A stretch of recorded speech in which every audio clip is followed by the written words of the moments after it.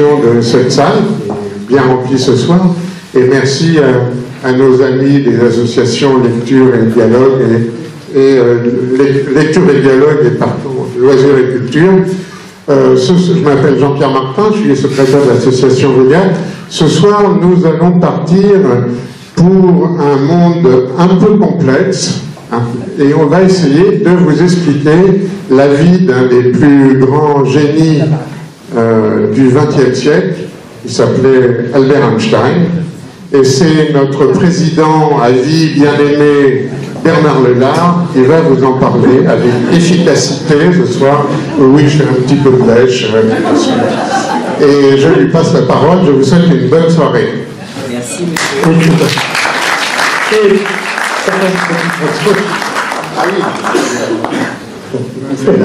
Oui, je voulais vous signaler aussi la prochaine conférence. Alors, on fait venir un grand astrophysicien de Paris, Nicolas Prantzos, de l'Institut astronomique de physique de Paris, et il va nous parler d'un sujet qu'on n'a pas évoqué depuis très longtemps. On voudrait savoir où on en est avec la recherche des intelligences extraterrestres. Vous savez qu'on arrive à détecter des planètes de plus en plus loin dans notre galaxie. Bon, pas en dehors de notre galaxie, on n'a pas cette possibilité pour le moment. Et Nicolas va nous faire le point un peu sur cette recherche. Et je vous invite tous le 21 mai, même lieu, même heure, avec quelques degrés de température en plus. Voilà. Merci. Bonsoir, merci d'être venus aussi nombreux. Vous ne savez pas ce qui vous attend, parce que généralement, ce n'est pas toujours évident de parler d'Einstein. Lorsqu'on parle d'Einstein, généralement, on a des idées un peu floues. Tout le monde connaît le nom d'Einstein, presque tout le monde. Je mets le presque en tout petit. Personne ne le comprend, ou à peu près. Et il est aussi très difficile de l'expliquer. Donc nous allons essayer de faire cela. Alors généralement, quand on parle d'Einstein, il y a un brouillard d'équations, d'ascenseurs dont la ficelle se détache, de trains qui vont à la vitesse de la lumière, d'une équation que tout le monde connaît, E égale MC2, c'est un peu comme Marignan 1515, mais on ne sait déjà plus si François Ier a vraiment gagné contre les Lombards, et E MC2, on s'imagine que c'est la bombe atomique alors que ça n'a rien à voir. Donc, on a parlé d'Einstein récemment, il y a juste un mois, le 11 février, lorsque deux astrophysiciens américains ont détecté des ondes gravitationnelles. On dira un mot de ce que c'est. Sachez simplement que c'est une découverte très importante parce que c'est la première fois que les astronomes vont avoir des signaux différents venant de l'univers. Jusqu'à présent, nous ne travaillions qu'avec du rayonnement électromagnétique. Là, nous allons travailler avec des ondulations de l'espace. Alors, c'est en 1916 que Einstein avait prédit ces fameuses ondes, et donc 100 ans après, pile poil, bon, les gars l'avaient fait un peu exprès, je pense, on a pu les découvrir. Alors, en 1916, c'était la guerre. C'est-à-dire qu'à l'est, il y avait Verdun, à l'ouest, il y avait la Somme, et un illustre inconnu publiait une illustre théorie que personne, mais vraiment personne ne comprenait, dans une illustre revue que personne ne pouvait lire parce que c'était la guerre, c'était en plein le milieu de la guerre 14-18. Einstein avait 36 ans à cette époque, et il n'était pas à la guerre car il était devenu suisse. Il était né allemand, mais il avait renié sa nationalité d'origine. Quelque chose qu'on ne ferait plus maintenant. Alors Einstein, c'est une icône mondiale de l'intelligence. Alors pour bien le comprendre, ce qui m'a paru important, plus que des équations ou des théories plus ou moins fumeuses, c'est de bien comprendre son environnement qui est très particulier, et ça nous permettra de voir comment se construit un génie. Donc il y aura une part très importante sur l'environnement, une autre part un peu moins pour les découvertes qu'il a faites, et la dernière partie sera surtout du people, de la notoriété, et ensuite une solitude très triste. Alors on s'est longtemps demandé si Einstein n'était pas quelqu'un d'anormal, quelqu'un qui avait par exemple un cerveau très particulier. On a retrouvé le cerveau d'Einstein en 1986. Lorsqu'il est mort en 1955, on a procédé à une autopsie et les médecins qui l'autopsiaient, il y en a un qui a pris le cerveau, un autre qui a pris les yeux. On n'a pas retrouvé les yeux encore, on sait qu'ils sont simplement dans une banque à New York. Et puis il y avait un petit stagiaire qui, 30 ans après, a tout dit à des journalistes qui se sont évidemment présentés. Alors on a étudié ce cerveau jusqu'en 2013 et on n'a strictement rien trouvé. Autrement dit, Einstein, il est normal. En France, on sait ce que ça veut dire être normal. Et même, son cerveau est plus petit que la moyenne. Quand même de 150 grammes plus petit que la moyenne.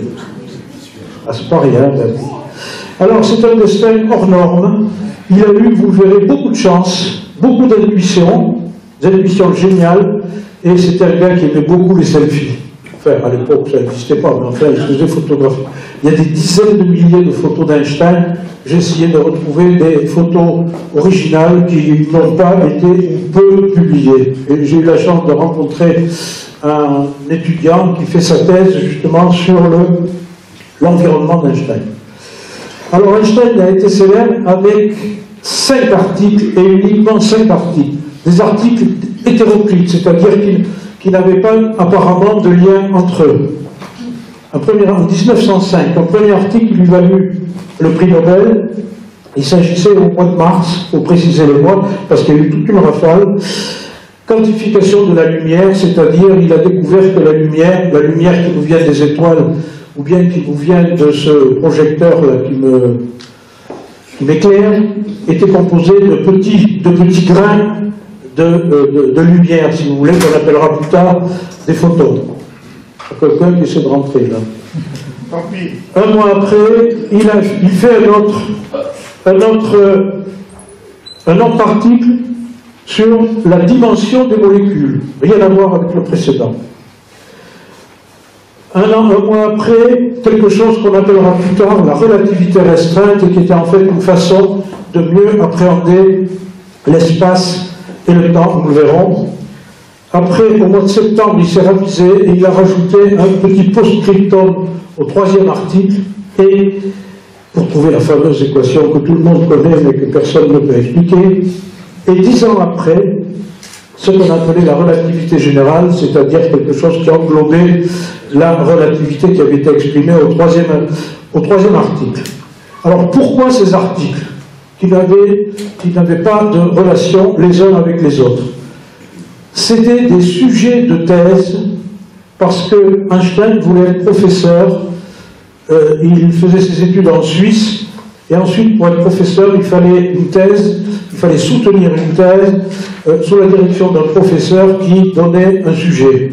Et Einstein avait eu de telles mauvaises relations avec ses professeurs que personne n'a voulu s'en charger. Il s'est donc retrouvé avec un diplôme qu'il ne pouvait pas valoriser.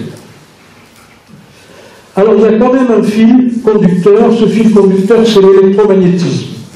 Qu'est-ce que l'électromagnétisme? C'est tout simplement la cohabitation entre un aimant et l'environnement d'un aimant, qu'on appellera le champ magnétique, et un fil conducteur, et le mouvement soit de l'aimant, soit du fil conducteur, génère un courant électrique, et c'est grâce à ça que nous avons l'électricité maintenant. Et Einstein connaissait bien l'électromagnétisme parce que c'était l'ambiance de sa famille. Sa famille, c'était des gens aisés, qui avaient créé une entreprise qui s'appelle la dénomination italienne. C'était des gens qui avaient une grande entreprise qui fabriquait des dynamos pour fabriquer de l'électricité, pour électrifier des quartiers de ville ou des petites villes, exactement comme Borloo en Afrique. Et ils fabriquaient même les compteurs pour facturer l'électricité. C'était donc une grosse affaire, et non pas ce qu'on raconte toujours dans les livres, parce que les auteurs toujours font du copier-coller, nous ne sommes pas bien. Le père d'Einstein, il n'avait pas un petit magasin d'appareillage électrique, il avait une usine qui est allée jusqu'à 200 salariés. Voilà l'usine. C'est des photos qu'on a rarement montrées, je ne sais même pas sur les autres. Voilà l'usine de la famille Einstein, parce que tout le monde était passé au cours. Elle existe toujours. Voici la photo sur Google Street. Et puis il y a toujours des plaques qui indiquent que Einstein était passé par là. C'était très important lorsqu'elle a été inscrite à la Chambre de commerce de Pavie, à côté de Milan. Je vais essayer de traduire l'italien que je ne comprends pas. Ça fabriquait des dynamos et des moteurs électriques en courant continu, en courant alternatif, des lampades, des voltmètres, des ampèremètres, des régulateurs à main et automatiques, des interrupteurs, des compteurs et des valves de sécurité. Alors vous voyez, il y avait même un canal ici et il y avait une déviation qui permettait de faire tourner les turbines et les fameuses dynamos. Ce qu'il faut bien comprendre lorsqu'on aborde Einstein, c'est que ce gars pensait autrement. Et si on veut comprendre quelque chose, nous aussi il faut penser autrement. C'est-à-dire, soit on pense comme Einstein, soit on pense comme Newton. Or, à l'école, au lycée, à l'université, dans les écoles dites grandes, on nous apprend Newton, qui nous a permis de construire des avions, de faire décoller des fusées, de placer des satellites sur orbite, etc. Donc ça nous va très bien. Mais Einstein voyait les choses autrement. Newton pensait que l'univers était plat comme cette table, et Einstein pensait que l'univers était avec des creux qui étaient générés par des objets célestes, des masses, des planètes, des étoiles, etc. C'est donc quelqu'un qui a remis en cause notre perception de la nature, de l'espace, du temps, de leur rapport avec la gravité, la matière et la lumière. Localement, les champs gravitationnels, c'est-à-dire l'influence des systèmes magnétiques, de la matière et de la lumière qui modifient quelque chose dont on reparlera souvent, l'espace-temps. Les effets de la relativité sont très faibles, à ce point que, même sur l'ensemble du système solaire, donc on aurait pu à la limite s'en passer, les preuves ont mis plus de 100 ans en s'étalant jusqu'au 11 février dernier. Et Einstein a été donc à l'origine des deux piliers fondamentaux de la physique au XXe siècle, la relativité qui voyait l'univers autrement et la physique quantique qui a eu pour origine son étude de la lumière qu'il avait conçue sous forme de photons. Alors on parle beaucoup de la relativité. C'est un peu comme dans la pièce de Molière, tout le monde connaît la relativité. Il suffit par exemple, si je prends un cylindre comme ceci, si je l'éclaire vers la droite, je vais avoir un nombre qui sera un carré ou un rectangle, vers la gauche je vais avoir un rond, ce que l'on voit n'est peut-être pas ce qui est. Ça commence. Et en particulier, on peut très bien ne pas voir du tout le cylindre, c'est ce qui se passe notamment maintenant avec la matière noire. On peut avoir aussi des visions qu'on va appeler relatives, c'est-à-dire si je dessine ce machin-là, si je me trouve vers la gauche, je vais voir un 6, vers la droite, je vais voir un 9, ça ressemble étrangement ça aux politiques maintenant. Selon l'endroit où on se trouve, on est élu ou on est électeur, on ne voit pas du tout les choses de la même façon. C'est ça la relativité. Je ne suis pas sûr qu'au gouvernement ils soient au courant. Quand on est gare Montparnasse et que l'on veut rentrer sur plaisir, lorsqu'on est dans le train qui va partir, lorsqu'on voit que ça bouge, on ne sait jamais si c'est dans le train où nous sommes, si c'est le train où nous sommes assis qui démarre, ou bien si c'est celui qui est à côté. C'est ça la relativité.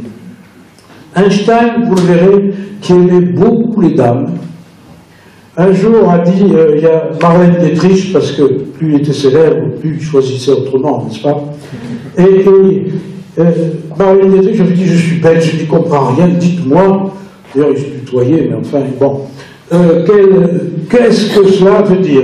Einstein me dit, c'est très simple, madame. Lorsque vous êtes dans un train, vous demanderez au contrôleur quand est-ce que la ville de Zurich s'arrête à ce train. Donc, notre vision du monde réel est une illusion. Ça veut dire que les événements, les choses sont différentes en forme et en durée selon la position et le mouvement relatif, c'est de là que vient le mot, de l'observateur, c'est-à-dire de nous. Alors, tout est en mouvement. La Terre tourne sur elle-même, vous le savez, la Lune tourne autour de la Terre, le couple Terre et Lune tourne autour du Soleil, le Soleil lui-même tourne aussi en 25 jours, lequel Soleil tourne autour du centre de la galaxie. Ça va très loin. Tout cela tourne même autour du système solaire, qui tourne autour de la galaxie, lequel se dirige vers une autre galaxie, la galaxie d'Andromède, dans un ensemble de petites galaxies, de 42 petites galaxies. Tout ce monde se dirige vers la constellation de la Vierge, où là il y a un amas de galaxies, où il y a 1300 galaxies à peu près, lequel se dirige vers une autre amas dans la constellation du Centaure, et lequel va vers un grand attracteur qui a été étudié à l'université de Saint-Quentin-en-Yvelines, juste à côté de chez nous, qui a fait une découverte fantastique l'année dernière. Donc, le mouvement, tout ce qui est en mouvement, change nos repères. Ça veut dire qu'il a fallu utiliser d'autres outils. Alors, on va parler de quelque chose qui n'est pas simple, que je vais essayer de simplifier tout à l'heure, l'espace-temps. Alors, vous avez tous utilisé l'espace-temps avec le compteur de votre voiture en venant, puisque il y a une indication de kilomètres par heure, et à plaisir, ça veut dire quelque chose avec les travaux, parce qu'on sait quand on part, on ne sait jamais où on arrive. Donc la relativité, au-delà de principes, d'équations, ça c'est pas important, c'est de voir le monde autrement, selon sa position et son temps propre. Nous sommes à peu près 90-95, nous n'avons pas du tout la même heure à nos montres. Alors c'est infinitésimal, mais vous verrez que si on se trouve très loin dans l'univers, ça compte. Alors donc, on peut dresser maintenant, on va commencer à dresser un portrait du bonhomme. Alors on a une fausse image. On voit une sorte de vieillard avec des cheveux en choucroute à laquelle des rides profondes, des yeux de cocker, une moustache à la José Bové. Einstein, il était comme ça. C'est-à-dire, il avait les cheveux légèrement frisotants, il avait une petite moustache de playboy qu'il était, costume bien taillé, col amidonné et cravate avec une barrette. Il se disait artiste et il jouait du violon dans pas mal de concerts. Il jouait du piano aussi, que lui avait appris sa mère, et il considérait qu'il aimait la musique de l'univers. Alors il n'aimait pas Beethoven parce qu'il considérait que ces symphonies représentaient la personnalité de Beethoven. Mais il adorait la musique pure de l'univers de Bach, de Mozart. Et son morceau préféré était le concerto 21 au piano que tout le monde connaît. Donc il jouait dans des orchestres, et il y a même eu des abonnements, que vous voyez ici, où il y avait Einstein qui jouait en soliste. Il jouait même alors il était juif, bien sûr, on le verra, on voyait une des rares photos où on voit Einstein avec une kippa et avec son violon, à la synagogue de Berlin en plus, il fallait être gonflé. Il se disait non scientifique. Pour lui, être scientifique, ça voulait dire évoluer dans un cadre bien précis, avec des normes académiques, des lois à appliquer selon un certain schéma, appartenir à un laboratoire, etc. Lui, il était libre, il regardait ailleurs, il mettait tout en doute, toutes les lois qui lui passaient par les yeux, il essayait de les contredire et de voir autrement. Il aimait quand même les scientifiques, et notamment Marie Curie. Il avait beaucoup de respect pour cette dame qui avait réussi à démontrer que les radiations les radiations donc radioactives venaient du noyau des atomes. C'était une époque où on apprenait encore le latin à l'école. Noyau, ça veut dire nucléus, et donc Marie Curie a inventé le vocabulaire nucléaire. Et le mot noyau venait de Rutherford, qui lui était un bon paysan de Nouvelle-Zélande, et pour que les gens comprennent mieux ce qu'il y avait à l'intérieur de l'atome, il disait c'est comme une pêche, et à l'intérieur, vous voyez bien qu'il y a un noyau. Alors il aimait beaucoup Marie Curie, parce que Marie Curie avait eu des problèmes lorsque Pierre Curie s'était fait renverser par un fiacre. Elle se retrouvait veuve, et elle avait commencé une liaison avec Paul Langevin, et Madame Langevin avait envoyé toutes les lettres de Marie Curie et de Paul Langevin à Closer ou à Voici de l'époque. Et alors Einstein, qui avait une vie privée assez rock'n'roll, la soutenait beaucoup, comme plus tard il soutiendra Charlie Chaplin, qui lui avait 31 procès en reconnaissance de paternité. Il n'était pas athée, contrairement à ce qu'on a dit. Il était déiste. Déiste, ça veut dire qu'il croyait à un dieu hors sol, hors religion. Le dieu de Voltaire ou le dieu de Spinoza. Et il écrivait: quand l'homme de connaissance pénètre dans le temple de la vérité, il contemple, il admire l'univers dont l'intelligibilité se déploie devant ses yeux. Il y a là un très profond sentiment religieux. Il était fasciné par l'harmonie du cosmos comme Pythagore. C'est d'ailleurs le mot cosmos a été nommé par Pythagore, et cela voulait dire harmonie en musique. Et Einstein disait: il existe un niveau mystérieux et une force qui dirige tout. Alors, cette force, on en connaît pour l'instant 4 ou 5. Là, c'est M. Higgs-Peter qui essaie d'expliquer son boson avec toutes les forces dans un système un peu compliqué. Et en fait, on commence à chercher une seule force. Est-ce qu'il existe? C'est pas normal qu'il y ait autant de forces. Il y en a peut-être une autre. Philosophiquement, ça ne se défend pas toujours. Mais actuellement, les chercheurs cherchent, facile à dire, cette force. Einstein passera le restant de sa vie à chercher cette force unique et il ne la trouvera pas. Actuellement, on recherche, là il y a une nouvelle génération, on sait que les théories scientifiques sont éphémères. Aristote a duré à peu près 14 siècles. Newton a duré un peu moins de 3 siècles. Einstein durera, il y a déjà un siècle, durera peut-être un siècle et demi, peut-être pas. Et alors on a considéré qu'il y avait à la base de l'univers, on le verra dans un instant, des températures où d'autres données ne peuvent pas être infinies. Et par conséquent, il y a un problème. Alors ce problème est étudié par toutes sortes de personnes. Vous avez à droite Lisa Randall, vous avez Édouard Vittel, vous en avez d'autres en France, vous avez Carlo Rovelli, Aurélien Barraud, qui ont de nouvelles théories, théorie des corps, qui consiste à tout revoir au niveau particules, ce qu'on appelle la gravitation quantique en boucle, ce qui veut dire qu'on utilise des objets mathématiques qui s'appellent des boucles, et on essaie de transformer l'espace lui-même en sorte de petits grains d'espace. Et puis, le pauvre Stephen Hawking, lui, il va encore plus loin et il parle de la théorie du tout, c'est une théorie qui englobe tout et non pas par petits morceaux. Alors Einstein, c'était aussi un esprit libre.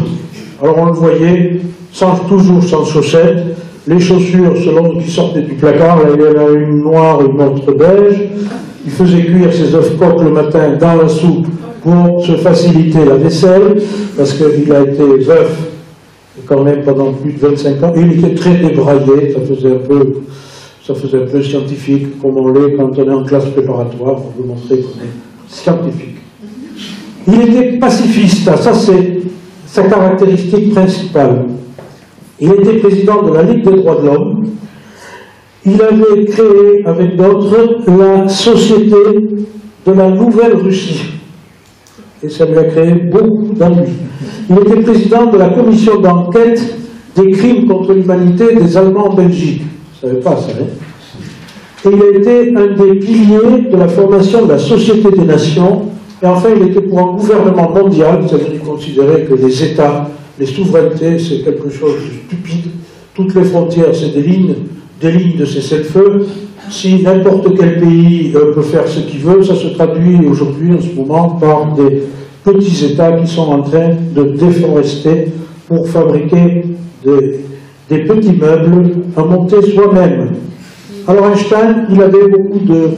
On utilisait son nom pour faire des pétitions. Là, il écrit, j'ai retrouvé un telex au président tchèque qui voulait mettre à mort deux bandits qui avaient été des juifs qui étaient rescapés d'Auschwitz, et il dit là qu'ils ont déjà été tués une fois, ça serait bien que vous ne les tuez pas une deuxième fois.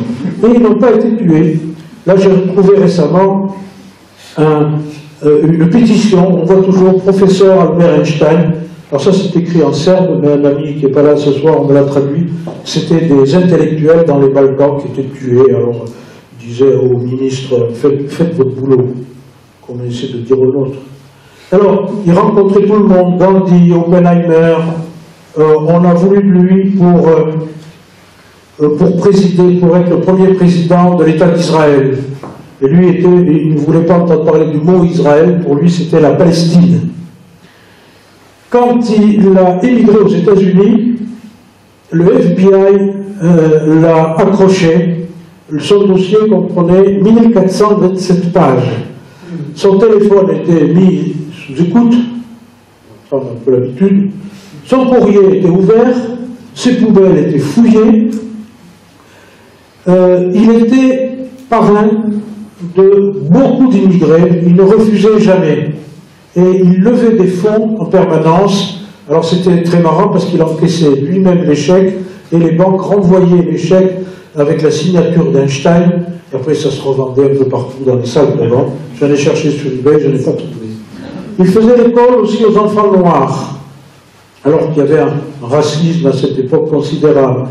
Et il aimait beaucoup les secrétaires.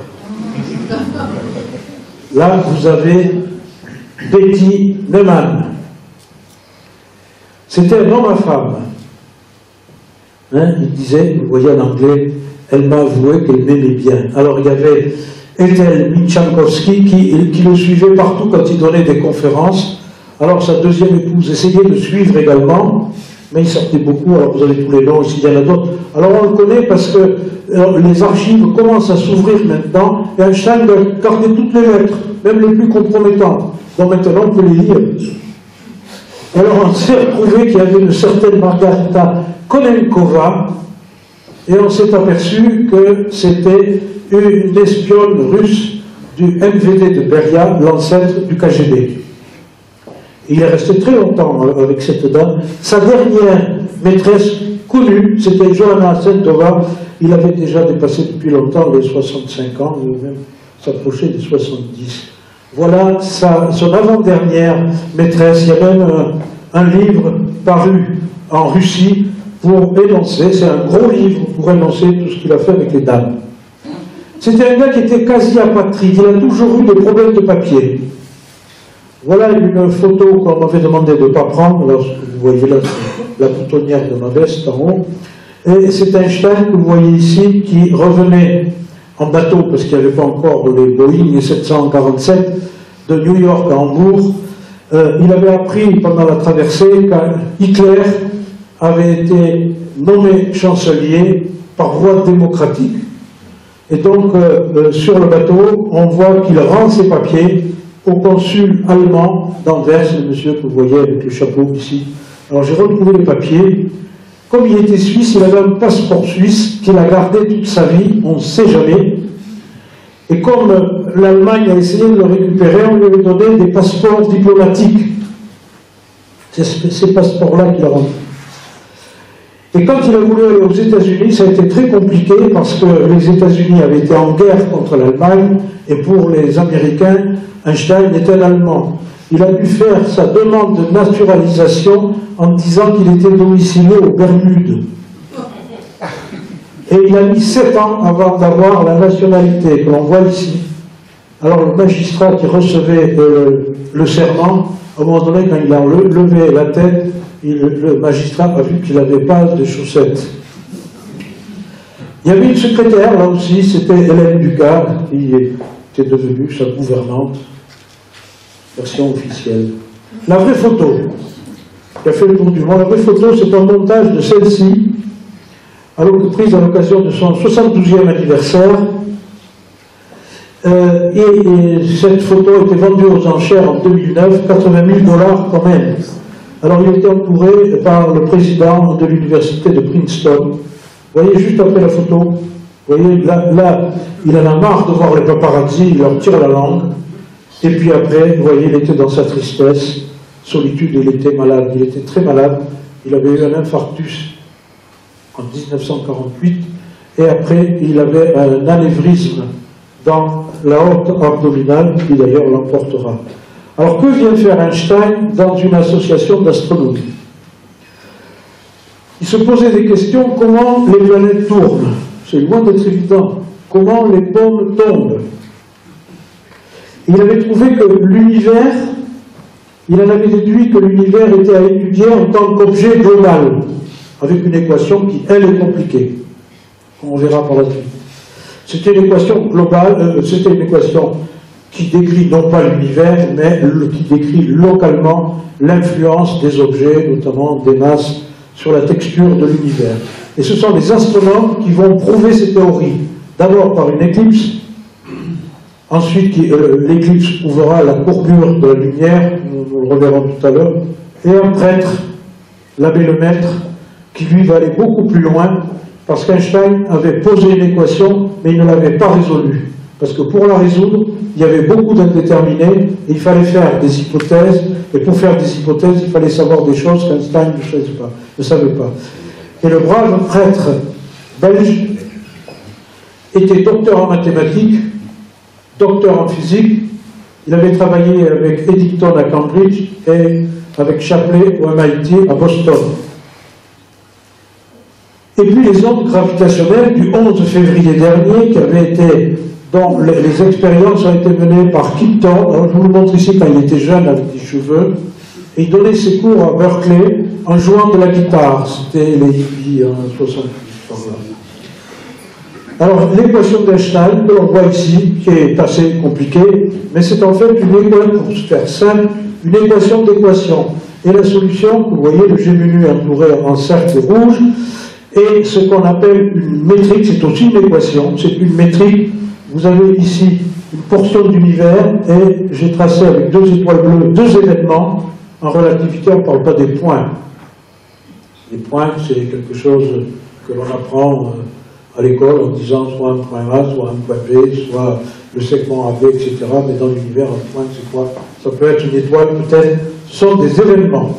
Et cet inconnu-là traduit la façon de calculer la distance qu'on appelle une métrique entre ces deux événements. Si vous avez compris ça, vous avez compris les trois quarts des choses. Vous voyez que ça va vite. Alors l'abbé, le maître et puis un autre un peu plus jeune, Friedman, ont réussi à résoudre cette équation et ils ont trouvé un truc incroyable, c'est que pour calculer l'écartement entre deux événements, que vous voyez ici en jaune, ils ont trouvé une fonction du temps. Ça voulait dire que cet intervalle entre les villes bougeait un peu comme un accordéon ou un chewing-gum. Donc, l'abbé Lemaître en a déduit que l'univers était à l'expansion. Et s'il était à l'expansion, ça veut dire qu'à l'envers, lorsqu'on retourne vers le passé, il réduisait en taille, puisqu'il grossissait normalement par le temps, vu par le passé, il diminuait au point de devenir quelque chose de hyper concentré, une densité énorme, qu'il appellera un atome primitif. Et donc, peut-être que l'univers avait une espèce d'origine. L'abbé Lemaître n'a jamais dit ça. Et puis un gars qui pourtant était très fort, mais là qui avait pété un câble, avait expliqué en 1949 à un journaliste qui n'arrêtait pas de lui poser des questions à la Jean-Jacques Bourdin, il a fini par lui dire, ça fait que like, big et bang, le gars qui comprenait que ça, il a médiatisé la chose, ça ne veut rien dire. Tellement rien dire que Étienne Klein, que nous connaissons bien, nous dit, le Big Bang est une image naïve. Il doit y avoir autre chose. Et cette autre chose, on en conclut que quand l'univers arrive à son début, tout devient infini, ce qui est impossible, en particulier la température. Donc, nos chercheurs cherchent sur un petit endroit qui doit être une sorte de passage d'un autre univers vers le nôtre. Voilà, on n'en est pas sûr quand même. Hein.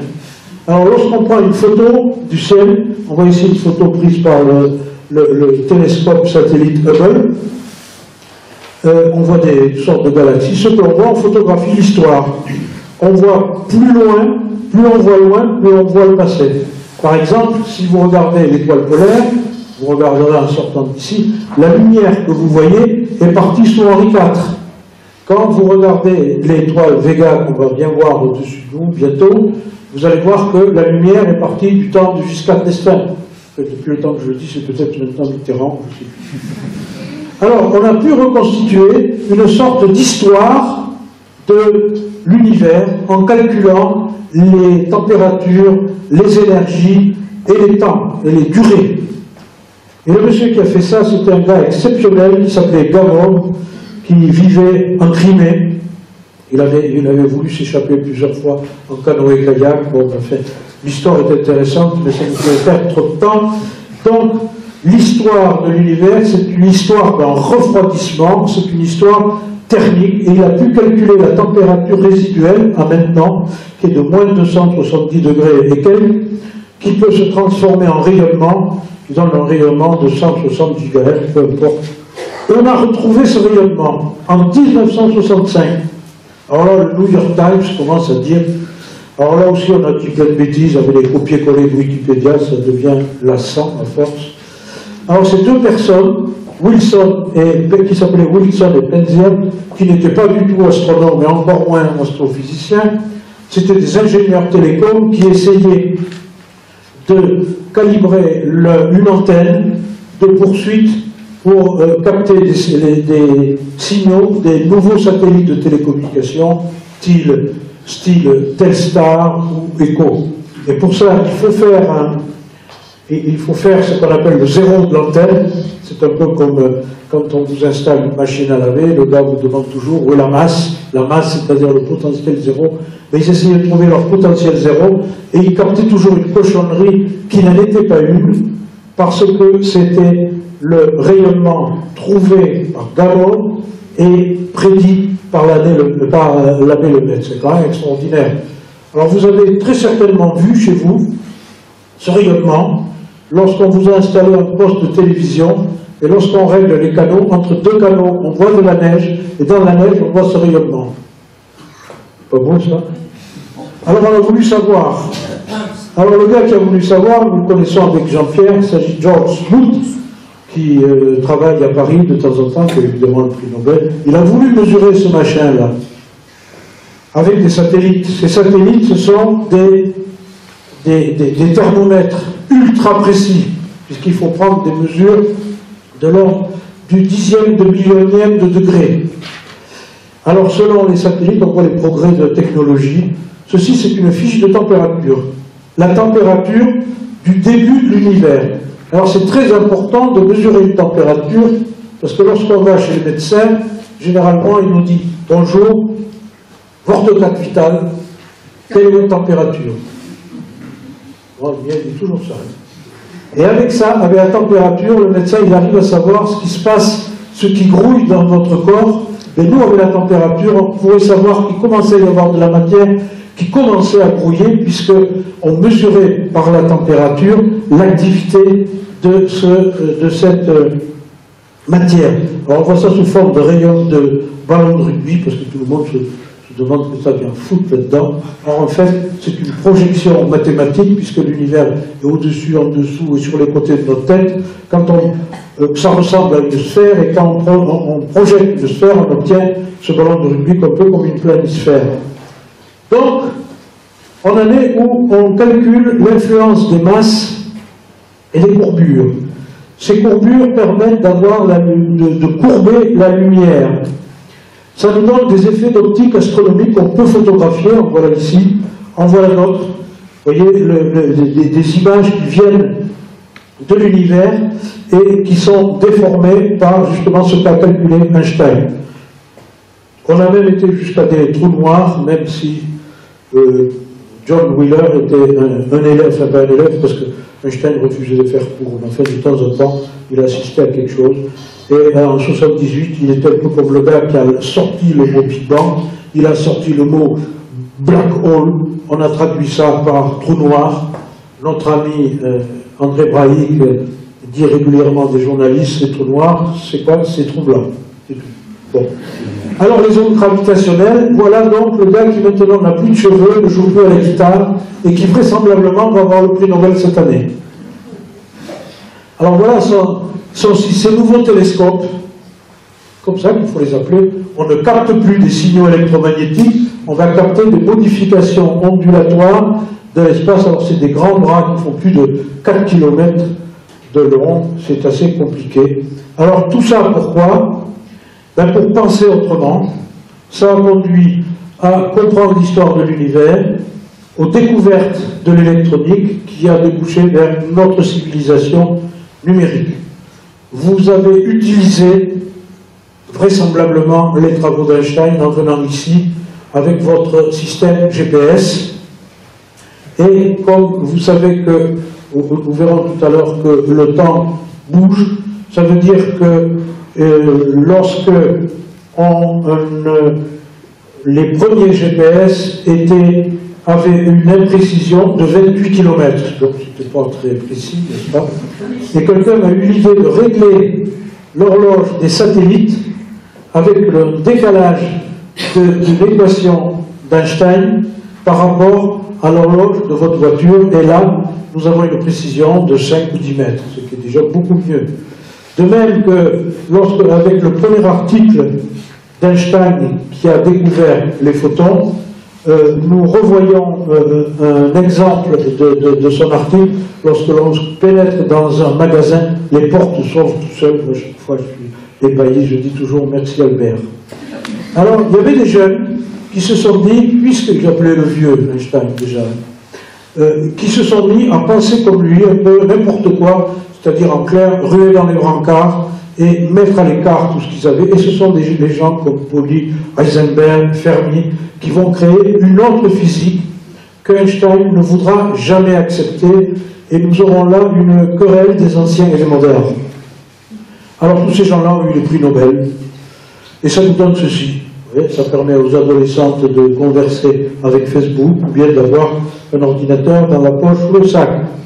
Et alors au début, à la fin des années du 19e siècle, il y a un savant britannique prestigieux qui a dit « Circulez, il n'y a plus rien à découvrir, on sait tout, il y a juste deux petits problèmes, l'expérience de M. Michelson et celle de M. Planck, et c'est Einstein qui va résoudre ces petits problèmes et révolutionner la physique. » Alors le brave Albert, et qui devait s'appeler Abraham, mais en Allemagne ça ne faisait pas trop bien, donc il s'appelait Albert. En 1879, comme mon grand-père, on pense qu'il était autiste puisqu'il parlait à personne, il vivait dans son coin. On lui a donné, vous connaissez, il s'est mis à parler qu'à 4 ans. Vous avez des petits-enfants qui ne parlent pas encore, donc peut-être offrez-leur une boussole. Hein. Alors, il était à Ulm, et contrairement à tout ce qu'on a dit au début, son père était plumassier. C'est-à-dire qu'il récoltait des plumes pour faire des coussins, des édredons, des couettes. Et la cathédrale d'Ulm, qui a été ravagée par des frappes aériennes, ça existait déjà, on l'a reconstruite et on a mis une chapelle avec des vitraux. Et dans les vitraux, il y a les formules d'Einstein. Il est resté à Ulm que 8 mois, puisque ses parents ont construit une entreprise à Munich, nous verrons. Il va donc à Munich, il suit des cours au lycée, en Allemagne ça s'appelle un gymnase, le lycée Lutzvoll, c'est un bon élève, mais sans plus il refuse d'apprendre tout par cœur parce qu'il ne sait pas la peine, c'est dans le bouquin. Alors il y avait des défilés militaires, ils ne supportaient pas ça. Des gens qui marchaient au pas de loi avec des superbes uniformes, bon, ils méprisaient beaucoup ça. Et alors il y a eu un tournant, parce que ses parents étaient des juifs non pratiquants, mais qui pratiquaient. Je ne sais pas trop ce que ça veut dire.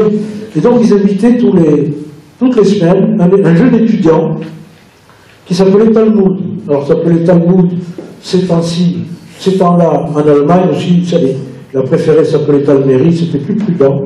Et chaque fois qu'il venait chez les Einstein, il donnait des livres au jeune Albert qui se passionnait, comme il sortait jamais. Alors, voilà les livres, il y avait un Einstein, il y a eu le livre d'un bol sur le cosmos, il a lu le traité de résolture à 14 ans, maintenant les gens ne font pas ça.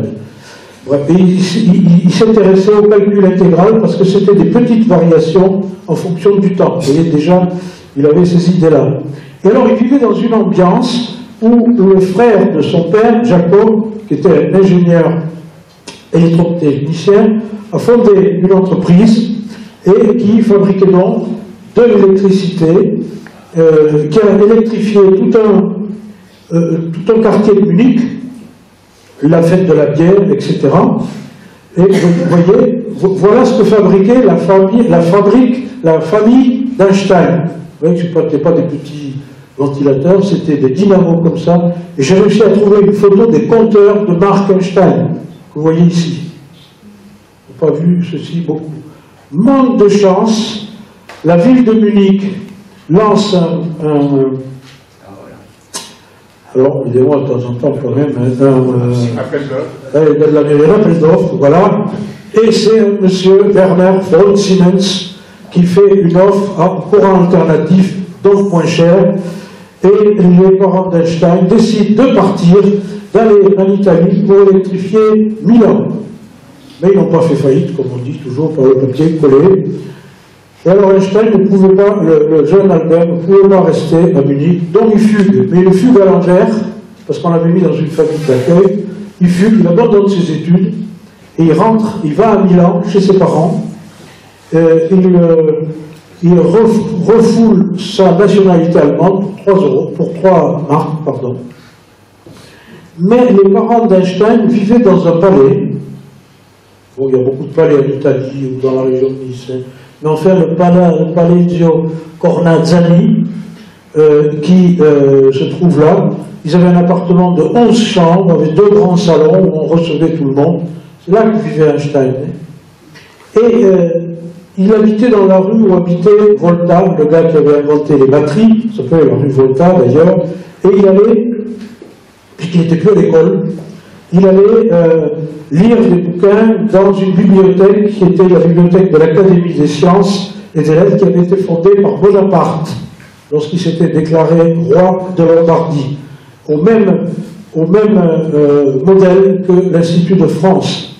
Et là, c'est là qu'il découvre les annales de la physique en allemand. Vous voyez que tout se tient, tout se construit. Et l'usine d'Einstein existe toujours, vous voyez là. Alors, il a 16 ans, il est en Italie, voici une photo originale, je donne le nom du photographe en bas. Il a 16 ans et il écrit un article à un autre oncle, le frère de sa mère, qui s'appelait Kaiser Koch, et sur la structure des champs magnétiques, c'est l'influence des aimants. Et il commence à parler de trucs bizarres qu'avaient utilisé Huygens et Newton, l'éther. Il commence à dire, c'est que ce truc. Et il voulait saisir la lumière. Et il voulait chevaucher la lumière. On est compte à son âge. Donc, à Milan, il commençait à regarder un peu les petites italiennes.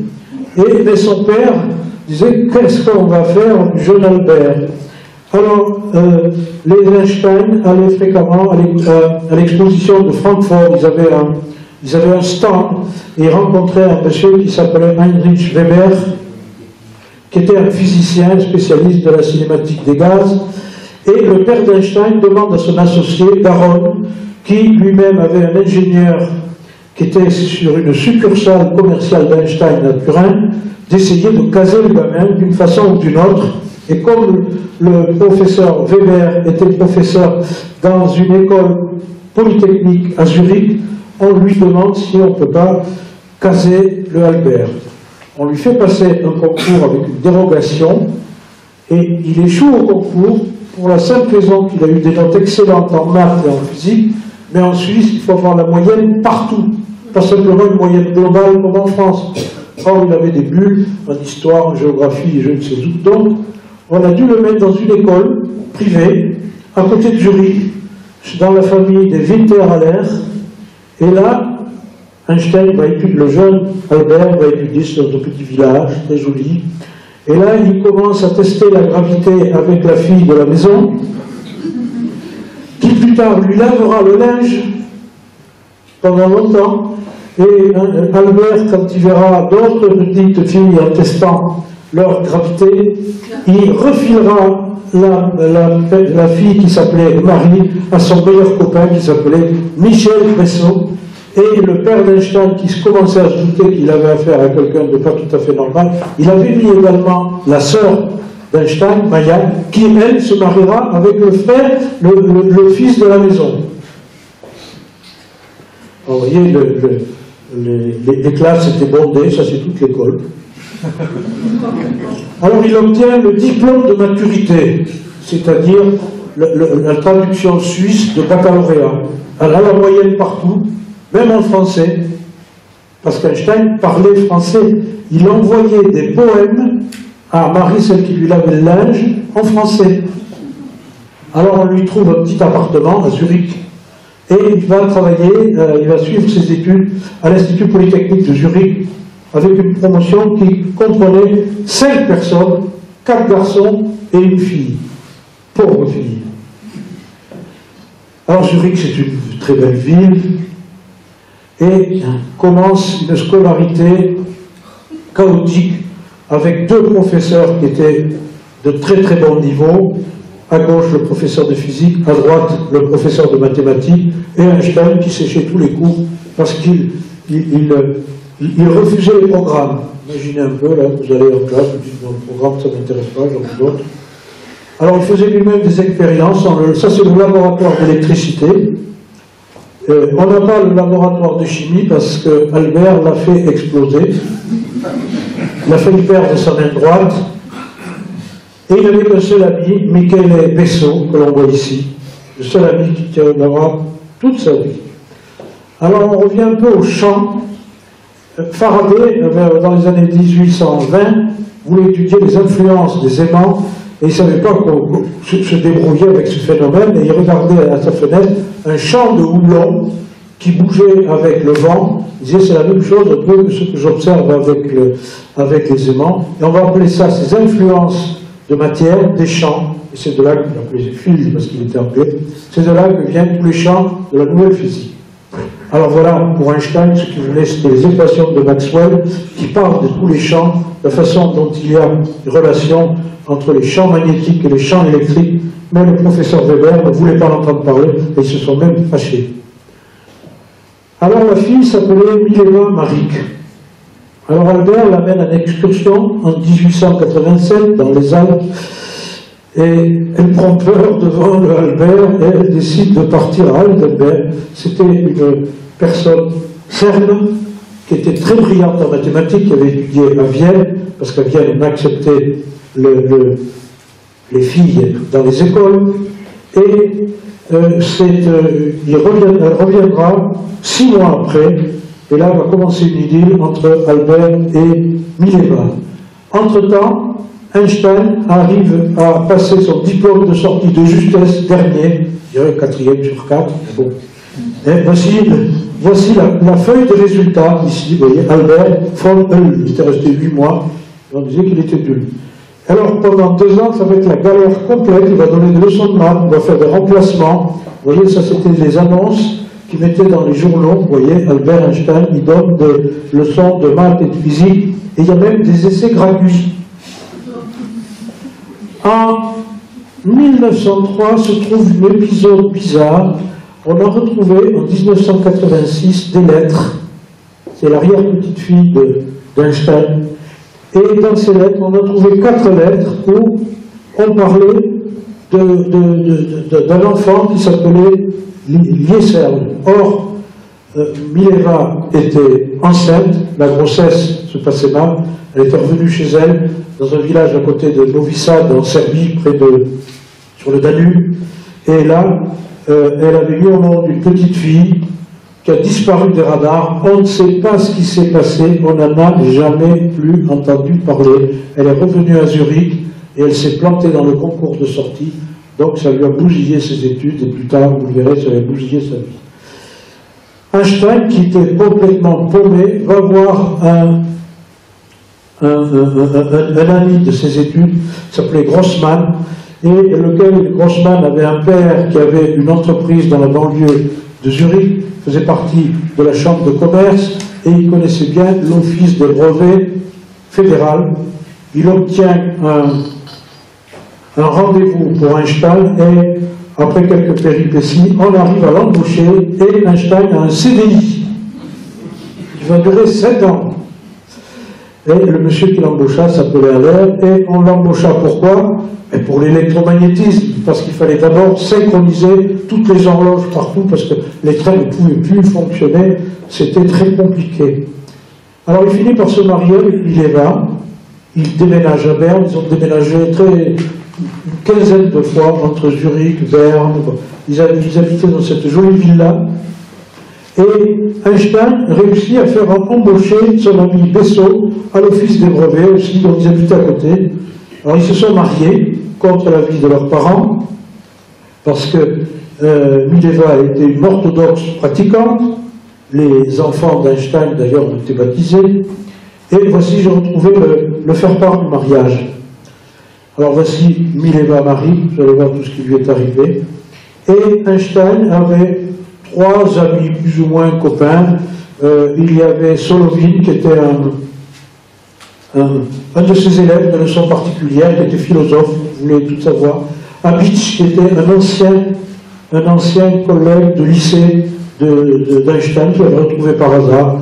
Ils se réunissaient entre eux, ils avaient décidé de créer une académie qu'ils appelaient Olympia. Voilà donc arrivé maintenant au temps de découverte. Et là, un coup de bol inimaginable. C'est les annales de la physique. Il avait vu pour la première fois la bibliothèque de Milan. Un membre du comité de lecture, c'était Abitsch, c'est-à-dire celui-là, là. Et le responsable du comité de lecture, c'était Planck. Alors, Einstein, qui était malin, il envoie d'abord un article qui est publié, on le voit ici, Einstein parmi d'autres, et puis il fait un autre article sur la capillarité pour le mélange des liquides, et en 1905, il rappelle à Abitsch et il dit « ce serait bien que je vais vous envoyer 4 articles, dont un sur la lumière, d'une façon tout à fait révolutionnaire ».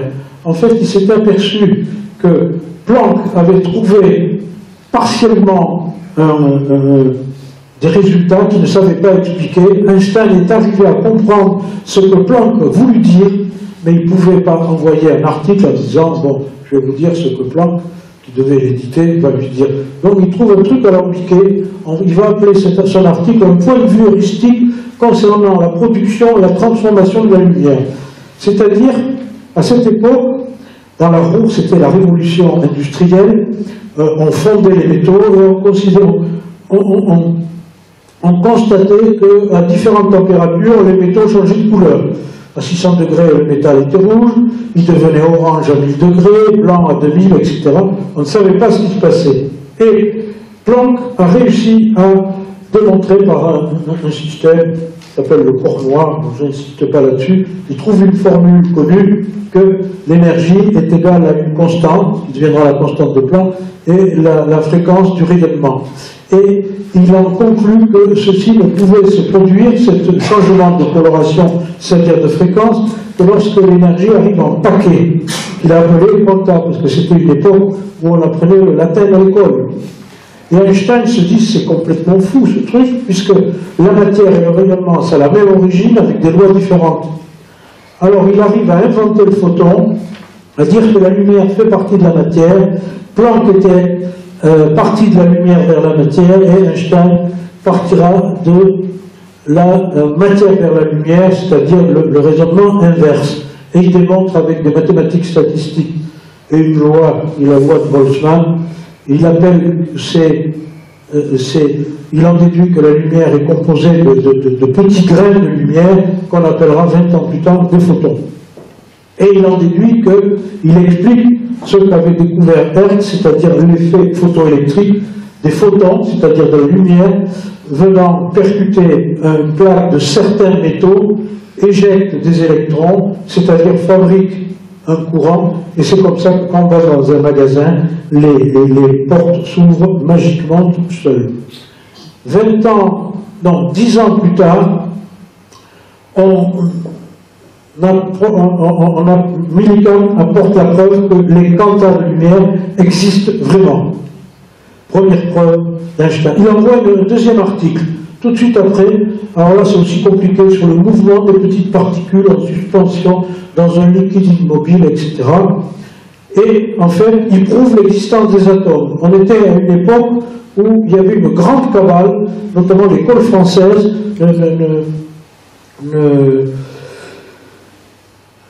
n'admettait pas l'existence des atomes. Alors il fait ça, on connaît l'histoire avec une poignée de pollen sur un liquide calme, et il arrive à montrer que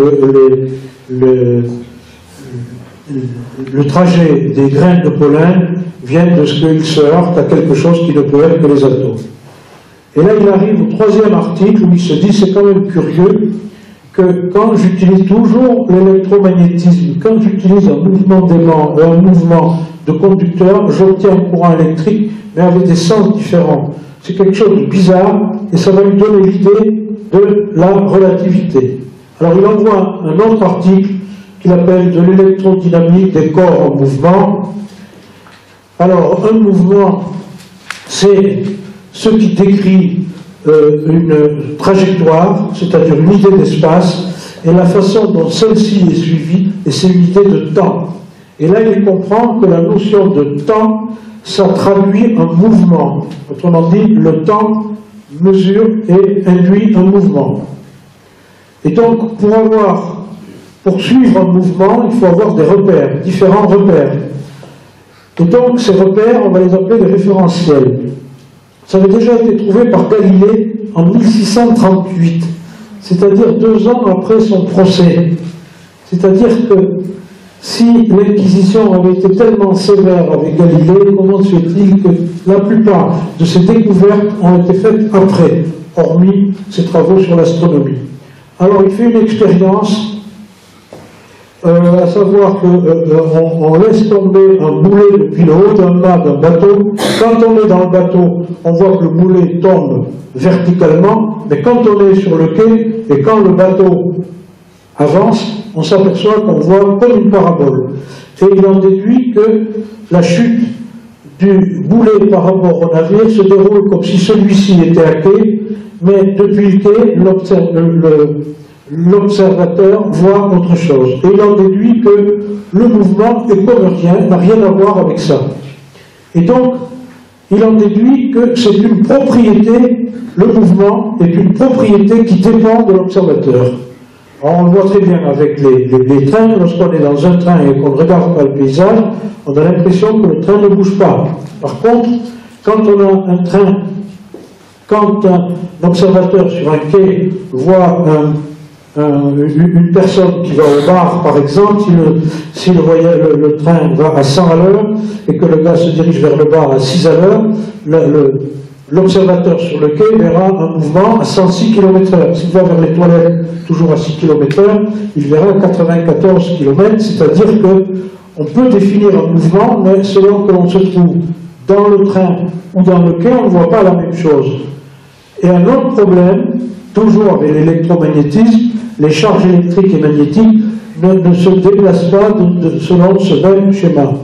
Alors il va calculer, et Newton avait trouvé une espèce d'explication disant qu'il y a de l'éther qui fait que les planètes, par exemple, nagent dans de l'éther, etc., que vous voyez ici. Et il y a eu une l'expérience de Michelson en 1887 qui a montré qu'en fait, le mouvement de la Terre ne tient aucun compte de ce machin, donc ça n'existe pas.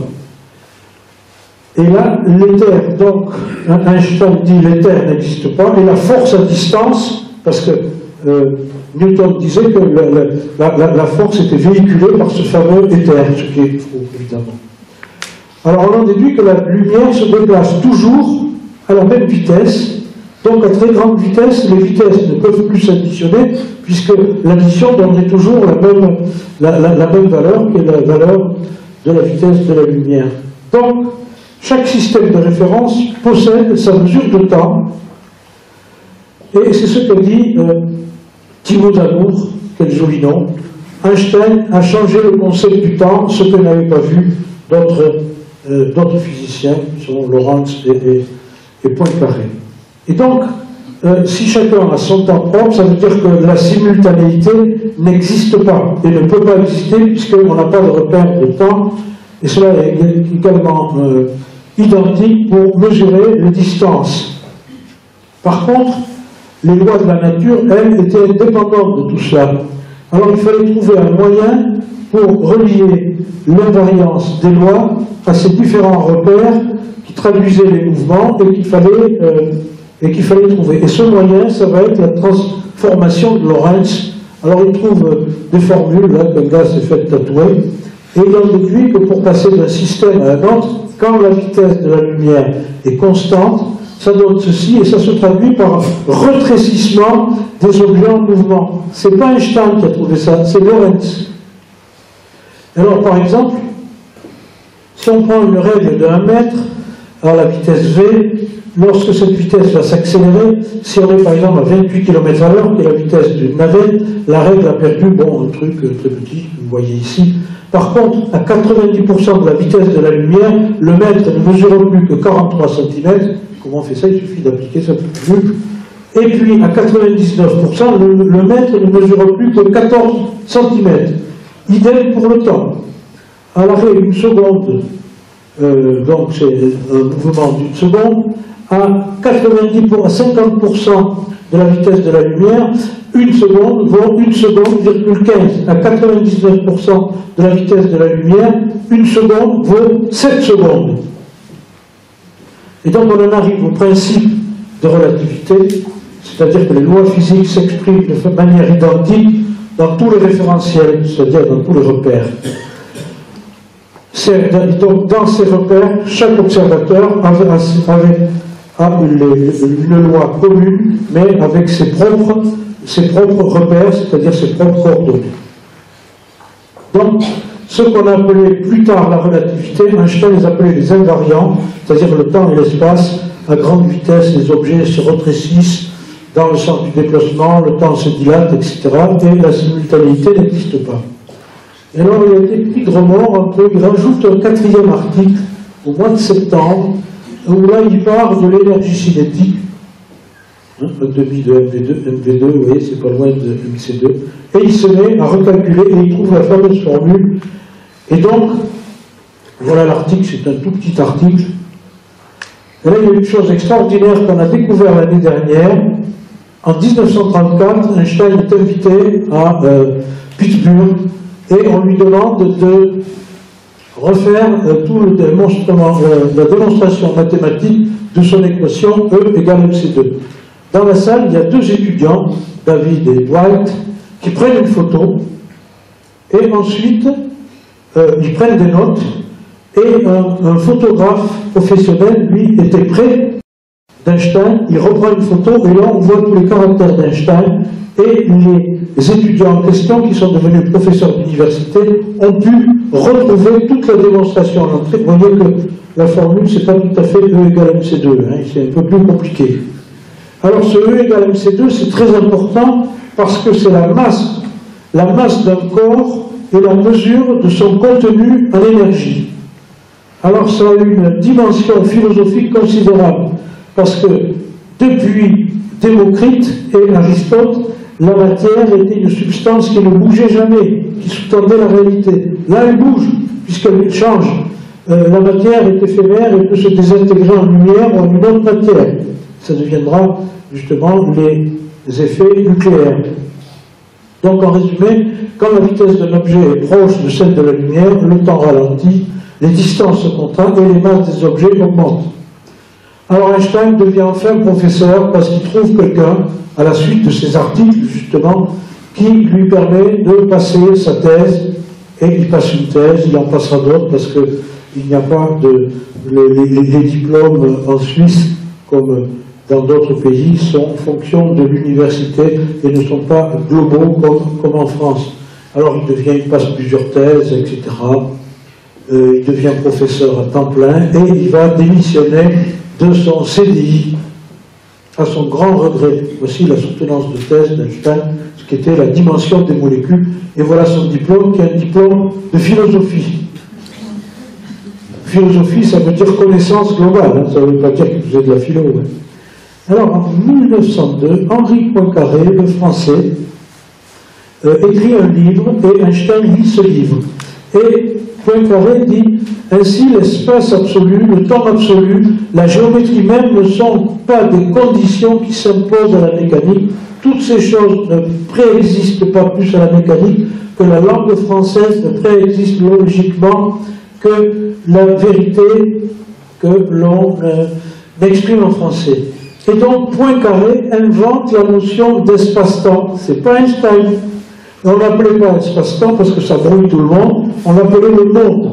Et les Allemands l'appelaient Die Welt. Et il disait aussi, les mathématiciens n'étudient pas des objets, mais des relations entre les objets. Il leur est donc indifférent de remplacer ces objets par d'autres, pourvu que les relations ne changent pas. C'est exactement la définition de la relativité d'Einstein. Donc l'espace-temps, c'est un objet mathématique qu'on ne peut pas se représenter. C'est au même niveau que le sigma de somme, que pi, qu'il existe l'infini, le symbole, etc. On arrive dans des domaines où on ne peut plus exprimer par nos perceptions naturelles les événements étudiés. Et là arrive quelqu'un qui va tout bouleverser, justement le professeur de maths d'Einstein, qui en 1919, un an avant de mourir d'une crise d'appendicite, dit « Désormais, l'espace en soi et le temps en soi sont condamnés à disparaître comme des ondes, et seule une certaine union des deux conservera une réalité. » Et le travail de Lorentz et d'Einstein pourrait être mieux compris dans un espace plat introduit par Henri Poincaré, et il donne une fameuse métrique dont je parlais tout à l'heure, en s'inspirant du vulgaire théorème de Pythagore en bas, ou le carré de l'hypoténuse, etc., etc. Et il rajoutait, quand il était plus jeune, déjà qu'il devait y avoir que le temps, c'était une donnée qui était individuelle et non pas collective. Alors là arrive le paradoxe des jumeaux, où on se dit, s'il y a deux jumeaux, il y en a un qui s'en va dans un système qui va aller aussi vite que la lumière, le temps va se rétrécir, donc il va rajeunir, donc s'il revient sur Terre, il verra son frère qui ne sera plus du même âge, enfin il ne comprenait plus rien.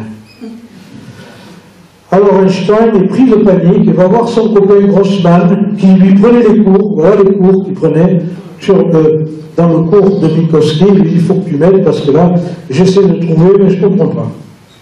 Alors entre-temps, on avait invité dans un congrès Solvay c'était le monsieur barbu, bon, voilà, milliardaire, qui fabriquait de la soude et qui convoquait régulièrement tous les grands physiciens du moment.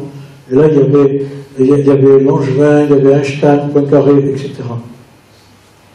Et Einstein, et on commence à dire qu'Einstein et Lorentz devraient avoir ensemble le prix Nobel. Mais comme les gars à Oslo, en Norvège, ne comprenaient absolument rien dans tout ce qu'ils disaient, c'était impossible. Alors Einstein va commencer à aller à Berlin. Mileva le suit avec les enfants. Pourtant, il y a deux enfants qui sont nés, Hans Albert et Édouard. Ils finissent par divorcer parce que, à Berlin, Einstein commence à aller chez une cousine. En fait, ce n'était pas sa cousine qui l'intéressait, mais la fille de la cousine. Il va y avoir un ménage à trois, donc il ne faut pas trop parler. Et Einstein divorce, et son copain Bessot, qui fait les bons offices, et lui dit « Je vous laisse le soin de dire si je dois épouser la maman ou la fille. » Vous voyez, ça commence bien. Alors, on conclut un divorce, et Mileva touchera le montant du prix Nobel si Einstein a le prix Nobel. Et Einstein aura le prix Nobel. Einstein a donc des fils que l'on voit, Hans Albert ici, professeur d'hydraulique, et puis ce pauvre bougre qui va devenir schizophrène, qui va se mettre à battre sa mère, et Mileva va avoir une vie épouvantable. et Einstein adoptera plus tard, lorsque sa mère décédera, la fille d'Elsa. Voilà ici Einstein qui fait ses adieux à son fils Édouard, qui était dans un hôpital psychiatrique à Zurich.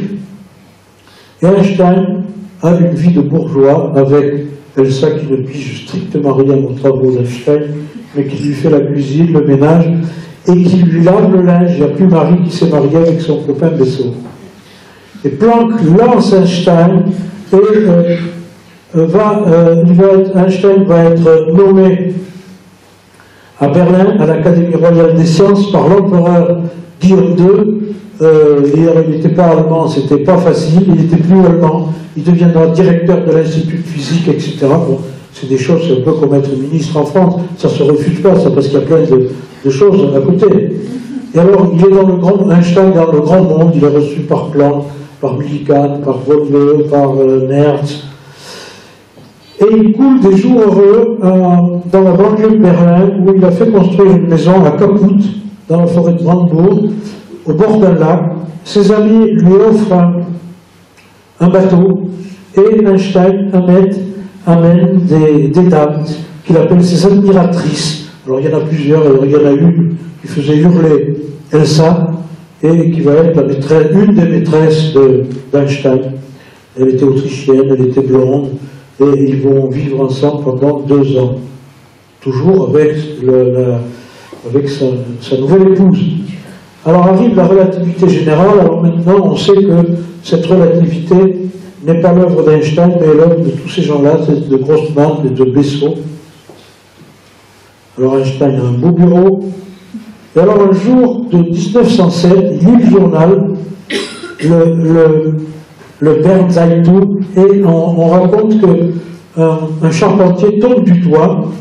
Et là, Einstein a une révélation, il se dit, mais s'il tombe, comment il fait? Qu'est-ce qui se passe?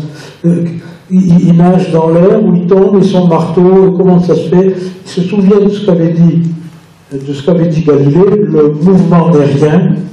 Et alors, si on supprimait totalement la résistance du milieu, c'est-à-dire de l'air, tous les corps descendraient avec la même vitesse. C'est ce que l'on a reproduit lors d'une mission Apollo, où on voit un marteau et une plume qui tombent en même temps. Et là, il va en déduire qu'il faut associer la gravitation à l'accélération, qui va considérer comme équivalence, ce qu'on appellera le principe d'équivalence. Alors arrivent les notions d'Einstein des ascenseurs. Je me suis toujours demandé, mais comment il a pu imaginer ces systèmes? En fait, en Suisse, on venait d'installer la plus grande ascenseur près du lac des 4 cantons, 153 mètres. Il se disait, si jamais la ficelle se casse, qu'est-ce qui se passe? Alors là, il y a ces fameuses expériences de pensée où il démontre que la gravitation, c'est-à-dire ce qui entraîne la cabine vers le bas ou l'accélération vers le haut, si on fait un petit trou, on voit dans la cloison, on s'aperçoit que un rayon lumineux se met à courber, donc le fameux espace-temps se courbe. Alors pour expliquer ça, Wheeler, qui était aussi un élève d'Einstein, disait la matière dit à l'espace comment s'incurver, et l'espace dit à la matière comment se mouvoir. Et le mouvement résulte de l'espace-temps qui est incurvé, un peu comme une bille, une roulette de casino. Alors pour ça, il faut de la géométrie compliquée qu'Einstein ne connaissait pas, et ça va être Grossman qui va faire tous les calculs.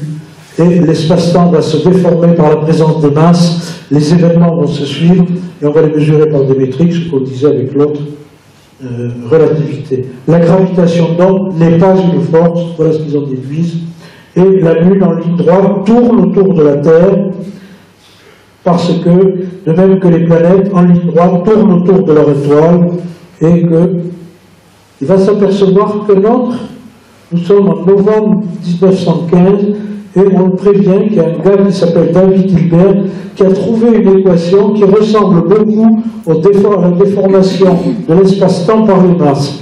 Einstein prend peur et 5 jours après annonce à l'Académie des sciences de Prusse qu'il a trouvé cette équation pour essayer de griller la paternité à celui-ci qui n'avait pas trouvé le reste. Et c'est comme ça qu'on a fêté l'année dernière le centenaire de la relativité, alors qu'en 1915, la relativité d'Einstein n'était pas tout à fait prête. Il ne publiera ses articles qu'en 2016, en mars 2016, c'est-à-dire il y a 100 ans. Alors ce qu'il faut retenir, c'est que ces équations, ces calculs dessinent la géométrie de l'espace en fonction des corps célestes en particulier qui s'y baladent. Et donc on a trois équivalences, l'équivalence du temps et de l'espace, l'équivalence de la matière et de l'énergie, l'équivalence de la gravitation et de l'accélération. Alors maintenant il faut des preuves. Alors on s'est aperçu que la planète Mercure tournait autour du Soleil selon une ellipse, mais l'ellipse ne bouclait pas sur elle-même, mais se décalait. C'est ce qu'on appelait l'avance au périhélie de Mercure. Il fallait donc calculer ce décalage que l'on voit ici, qui est un angle. Einstein, avec ses équations, arrive à prouver que c'est bien les 43 secondes que l'on avait observées, et c'est donc la première preuve. On va également découvrir la courbure de la lumière. Alors pour ça, il fait un mailing auprès des directeurs d'observatoire, et là, il y a quelqu'un qui lui dit, si on arrive à déterminer la courbure de la lumière qui vient des étoiles par la présence d'une étoile, le Soleil par exemple, qu'on pourrait masquer lors d'une éclipse, on verrait les deux positions différentes des étoiles, et c'est l'idée qui va prévaloir. On le voit maintenant avec les signaux que nous envoie les sondes. Alors, en Angleterre, il y avait un savant qui s'appelait Eddington, qui était Quaker, qui devait être mobilisable, et son entourage avait peur qu'il aille se faire casser la figure à la guerre, et donc il fallait l'occuper. Et on va monter une expédition sur une éclipse qui devra se passer en 1919. Alors on pense qu'à cette époque-là, la guerre sera terminée. La bande d'obscurité de l'éclipse va du Brésil jusqu'en Afrique. On va donc mettre en place deux expéditions, une vers le Brésil, une vers l'Afrique, en Guinée équatoriale. Une va être dirigée par Eddington, une autre par un astronome qui s'appellera Crowley. Et il s'agira de prendre une photo du ciel la nuit, que l'on voit à droite, ici en haut à droite, et puis une autre photo de la même région avec plusieurs étoiles. Lorsque le Soleil passera, comme il sera occulté par la Lune, on prendra une autre photo. Il s'agira de rapprocher les deux plaques photos. Il y aura une différence, si la théorie d'Einstein est juste, il y aura une différence que l'on voit ici entre le plot jaune et le plot rouge, et on va calculer en fonction de l'équation d'Einstein, et si on tombe sur si le calcul est égal à ce qu'on observe, eh bien la théorie sera juste. Et c'est ce qui se passe. Voilà ici les deux plaques. On voit qu'il y a une photo d'une étoile avant l'éclipse et pendant l'éclipse, et comme ceci, on en trouve 14. Ça se trouve le 29 mai 1919.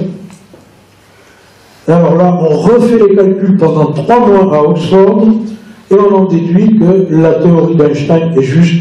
Voici Eddington, voici la personne Dyson qui avait réussi à monter l'expédition, et voici au Brésil un monument sur l'espace courbe devant l'église, petit village qui s'appelle Sobral. Alors comme c'était la guerre, les liaisons entre l'Angleterre et l'Allemagne sont coupées. Alors Eddington envoie un télégramme à Lorentz, qui envoie un télégramme à Einstein, et qui lui dit « Ça y est, ta théorie est juste, on a réussi à prouver la déviation d'un rayon lumineux par une masse. » Alors là, c'est extraordinaire. À l'Académie des sciences anglaise à Londres, le président de l'Académie dit « Après une étude soigneuse des plaques, je suis prêt à déclarer qu'il n'y a aucun doute qu'elle confirme les prédictions d'Einstein. Un résultat tout à fait certain a été obtenu selon lequel la lumière est défléchie en accord avec la loi de gravitation d'Einstein. » C'est incroyable. Du jour au lendemain, il n'y avait pas encore BFM TV, mais le New York Times commence à dire que la lumière commence à faire des ciels dans le ciel. La théorie d'Einstein triomphe. Les hommes de science montrent qu'ils sont un peu perdus par les résultats de l'observation de l'éclipse. Les étoiles, on voit en bas, ne sont pas là où elles devraient être ou là où on les a calculées, mais ne vous affolez pas, tout va bien se passer. Et on dit à peu près la même chose au Times de Londres, où on indique en plus que dans le monde, personne n'arrive à comprendre ce qu'on a démontré. Einstein écrit à sa maman sur une carte postale que l'on a retrouvée. « Chère maman, j'ai aujourd'hui de bonnes nouvelles pour vous. Lawrence vient d'envoyer un télégramme pour dire que l'expédition anglaise a vraiment montré que la lumière a été déviée par le sol. » Et puis après, il continue en disant que sa sœur Maya continue à faire des bêtises et qu'il est avec elle de tout cœur. C'est quand même extraordinaire. Et donc on arrive maintenant à une partie d'Einstein qui ne se prend pas pour n'importe qui, on le voit avec cette photo, avec cette pauvre femme derrière. C'est la pipolisation qui commande, les gens n'y pigent absolument rien. Il va à New York, il traverse la 5e avenue, il relève des fonds pour un mouvement sioniste pour créer une université hébraïque à Jérusalem. Il est reçu par le gouverneur de Californie, par le roi d'Espagne, par l'Académie Nobel qui ne lui a toujours pas donné le Nobel parce qu'ils ne comprennent pas ce qu'il veut dire. Il est reçu par le président des États-Unis, Warren Harding, qui venait juste d'être nommé. On lui dit, il y a un gars il faudrait que vous le receviez, donc il prend des photos, tout de suite des selfies. Des selfies partout.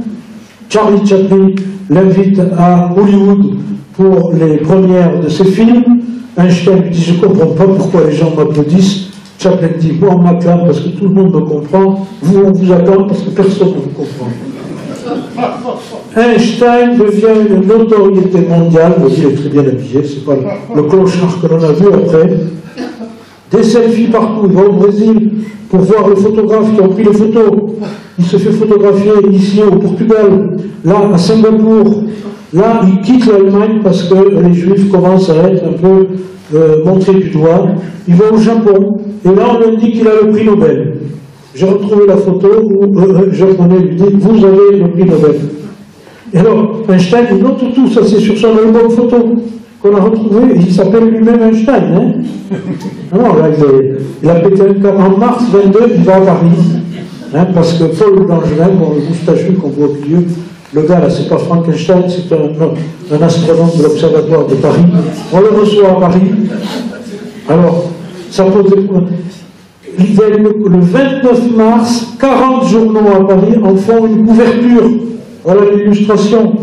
Voilà le Petit Parisien, l'Humanité. Il y a des dessins où les enfants arrivent en retard à l'école et disent « Écoutez, monsieur, j'y peux rien, le temps n'existe plus. » Alors, devant le Collège de France, on n'a pas voulu qu'il aille à la Sorbonne parce que les Français ne veulent pas recevoir un Allemand à la Sorbonne. Alors Langevin, qui est professeur au Collège de France, arrive à faire une conversation, à le recevoir. Il fait une démonstration. Il y a personne qui assiste, qui vient de sortir un bouquin sur le temps, qui n'est pas du tout le même temps que celui d'Einstein. Le pauvre personne est perdu. Il va voir son cousin, qui était Marcel Proust, à la recherche du temps perdu. Mais c'est pas le même temps, c'est pas celui-là, vous n'avez pas bien compris. Ça devient fou. On le voit en photo, là, et il est reçu par la comtesse de Noailles. Vous voyez la gravitation, vous voyez la comtesse qui se rapproche d'Einstein. Ah ouais, c'est visible. Alors il est entouré par Paul Langevin d'un côté, et par Painlevé, qui était Premier ministre. Vous vous rendez compte, à cette époque, le Premier ministre était astrophysicien. Ça change maintenant. Alors, Einstein donne des conférences partout, tout le temps. Tout le temps. Dès qu'il y a un micro, il parle. Ça y est. Là, il est à Davos. Là, il commence à se battre avec Bohr parce qu'il dit que tout ce que la physique quantique, c'est-à-dire les petits jeunes qui commencent à se moquer de lui et qui arrivent à créer, à imaginer des particules, des principes d'incertitude. Einstein dit à Bohr, mais ce que vous dites, c'est flou. Si c'est le flou, c'est qu'il y a un loup. Einstein lui dit, moi je suis sûr de ce qui se passe, Dieu ne joue pas au dé. Bohr lui dit, mais qui êtes-vous Einstein pour dire à Dieu ce qu'il doit faire? Alors tous les jeunes sont contre lui, et là on voit une querelle. Finalement Einstein c'est l'ancienne physique, et les jeunes c'est la nouvelle physique. Et ça c'est très important parce que ce sont les jeunes qui vont gagner. on ne comprenait pas davantage. Solvay convoque à nouveau tous les physiciens du moment. L'année dernière, on disait à François Scon, c'est quand même extraordinaire, ça c'est la photo de tous les physiciens. Toute la moitié des gars ont tous eu le prix Nobel, ceux qui sont en bas sur le premier rang. Et vous voyez, Einstein, il commence à faire la tête parce que ce sont les petits jeunes qui ont gagné. Alors Einstein lui-même, il ne croit pas à son équation maintenant, parce qu'on lui dit que l'univers bouge. Il dit, c'est pas possible. Alors il va créer un phénomène dans l'équation pour ralentir l'univers. On va appeler ça la constante cosmologique, le fameux lambda qu'on utilise maintenant pour l'énergie noire. Alors il est exilé en Belgique, à Dehaene, qui est un petit village au sud d'Ostende. Il va vivre, alors on va voir dans les photos toujours cette espèce de type avec les deux lunettes, c'est son assistant, ou son homme un peu comme un ministre qui a un policier qui le suit partout. Alors il va rester de mars à septembre 1933 en Belgique, il n'a plus un sou, alors c'est la Bellemette qui lui organise des conférences payantes pour qu'il ait un peu d'argent, il est hébergé par un professeur. Alors là, ça c'est le gars au monocle, au béret, c'est le ministre de l'instruction publique qui va s'appeler le ministère de l'éducation nationale pour favoriser l'égalité entre les élèves. Vous voyez, déjà, on se préoccupait de la chose. Mais c'est un type qui est très bien, qui avait créé le concours d'entrée en 6e et qui avait créé la gratuité de l'enseignement secondaire aux filles, ce qui n'était pas le cas. Ça se passe en 1932. Et alors, ce gars-là va faire un embrouillamini parce que Einstein voulait aller vivre en France. C'était la langue étrangère qui parlait le mieux. Et il y a une cabale qui n'est pas claire, qui est de temps en temps relancée par le journal Le Monde ou Le Figaro. Moi, on m'a dit ce qui s'est réellement passé, mais on m'a dit de ne pas le redire, alors je ne vous le dirai pas. Et alors, vous voyez encore des selfies, toujours avec le petit bonhomme là, aux lunettes serrées, là, qui surveille tout. Là, il est avec Michelson, avec Millikan, vous savez, le gars qui nous faisait coincer la bulle, là, en prépa, là. Et là, il était entouré par des prix Nobel, là, Michelson, prix Nobel, Millikan, prix Nobel, là, Millikan, le maître, c'est impossible de lui donner un prix Nobel, c'est un prêtre, et Einstein. Et le jour où on a pris la photo, c'était le 20 janvier 1933, le maître, qui était un prêtre, il disait la messe du jour, planqué dans un coin, parce qu'il faisait des tournées de conférences, parfois ils se croisaient. Einstein, un jour, a assisté à une messe, comme ça. Et alors, finalement, un milliardaire américain, qui s'appelait Flexner, crée un institut pour les études avancées. Vous voyez, c'est quelque chose qui est tout petit, ça n'a rien à voir avec l'université de Princeton, c'est à Princeton, et Einstein va partir. Alors c'est Elsa qui a négocié le salaire d'Einstein, elle s'est trompée entre salaire annuel et salaire mensuel, en sorte qu'Einstein a été augmenté 12 fois. Pour rien faire. Et il ne fera plus rien. S'il avait été en France, je pense qu'il aurait fait... Alors il donne des conférences, il est docteur honoris causa de toutes les universités, il appartient à 33 associations, il a une quinzaine de doctorats. Et alors là, il y a une petite dame qui s'appelle Lise Meitner, en 1939, qui découvre la fission nucléaire avec son neveu, ici, Charles Fritzsche, et avec Otto Hahn, bon, qui était très fort, qui travaillait avec elle, lui aura le prix Nobel, elle, Walou, c'est pas la peine, c'était une dame, et elle va découvrir la réaction en chaîne par le bombardement de l'uranium par des neutrons qui vont être facilités par de l'eau lourde, qui va être découverte par ce qu'on appelait les juifs hongrois. C'était des scientifiques hongrois réfugiés aux États-Unis. Et on va s'apercevoir qu'on peut diminuer les réactions en bombardant avec de l'uranium 235. Et là, il se passe une chose bizarre. Nous sommes à la veille de la guerre, et Heisenberg, là, le petit jeune qui se moquait un peu d'Einstein, a été missionné par les Allemands, notamment Himmler, pour savoir un peu ce qui se passait aux États-Unis au niveau de la fission nucléaire parce qu'on commençait à voir qu'on pourrait faire des armes, c'est-à-dire des bombes. Et alors il commence par créer une pile atomique que l'on voit ici, c'est-à-dire un réacteur nucléaire. Vous voyez que dans la transition énergétique, on arrive à démonter tout ça. Ça, ce sont après la guerre les Américains qui arrivent à nettoyer une pile atomique. Et Heisenberg part aux États-Unis, rencontre Bohr, parce qu'il avait été son assistant, pour essayer de lui tirer des informations pour savoir si les Américains se lançaient dans des projets nucléaires. Et là, on s'aperçoit, Szilard dit, ça y est, les Allemands vont construire l'arme nucléaire. Alors il faut contacter le président des États-Unis, c'est très compliqué, il n'y arrive pas trop. Et à un moment donné, Szilard dit, il y a qu'Einstein, avec sa notoriété, qui peut nous introduire auprès du président des États-Unis. Mais Einstein, que vous voyez à gauche, se trouve à Long Island avec quelqu'un. Il n'a pas laissé d'adresse, donc ils vont le chercher partout, ils vont pas sonner à toutes les maisons, on fait mettre du temps à le trouver. Il lui explique le truc, il rédige une lettre, la fameuse lettre qu'il a envoyée au président des États-Unis, sans faire attention. Albert Einstein donne l'adresse là-haut de sa garçonnière, et tout ça se terminera pendant 3 ans au fameux projet Manhattan, où participeront pas du tout Einstein qui était contre cela. C'est toute une histoire, mais ça serait trop long à raconter. Et ça se terminera à Hiroshima et Nagasaki. Il y avait 70 000 morts d'un côté et 45 000 de l'autre. Nous venons de lâcher sur le Japon la force d'où le soleil tire sa puissance. Nous avons maîtrisé l'énergie fondamentale de l'univers. Einstein passera le reste de sa vie à condamner tout ça parce qu'il avait dit « je ne comprends plus rien. On m'avait dit qu'il fallait freiner quelque chose pour vaincre les Allemands. On a vaincu les Allemands, mais on fait quand même péter la bombe ailleurs. C'est quoi ce truc ?» Et alors, il va créer le premier mouvement contre les armes nucléaires. Et alors, il va falloir beaucoup d'argent pour ça. Alors, il avait perdu dans le bazar de ses papiers, il avait perdu les brouillons originaux de ses premiers articles. Alors, sa secrétaire, sa nouvelle secrétaire, qui avait l'air très probe, lui dit « vous allez vous recopier, je vais vous dicter ». Et donc, il recopie tout ce qu'on voit là dans les manuels. Ce n'est pas les articles originaux. Il a recopié tout ça pour les vendre, et ça s'est vendu 6,5 millions de dollars à Kansas City, et ça a permis de financer toutes ces bonnes œuvres.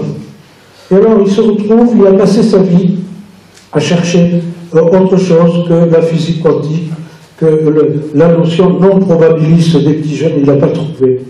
Alors, il y a beaucoup de gens qui viennent le voir, on voit qu'il dépérit, regardez-le au milieu.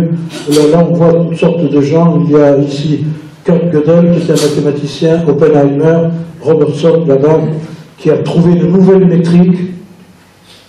La relève arrive, notamment Yukawa, qui avait eu le prix Nobel et qui était à l'origine de la théorie quantique des champs, toujours les champs qui arrivent. Wheeler, qui avait trouvé les trous noirs. Voici la dernière photo d'Einstein avec Kurt Gödel, qui était venu le voir. Et Einstein va mourir peu après dans des souffrances atroces, d'une rupture d'anévrisme. On le voit ici, il ne veut plus vivre. On lui dit, on va vous opérer, on va vous amener à New York. Il y a quelqu'un qui peut trouver un shot dans l'aorte. Il ne veut plus. Et donc, il va mourir. Et voilà, j'espère que maintenant, vous avez un peu mieux compris Einstein et tout ce qu'il a trouvé, et je vous en remercie.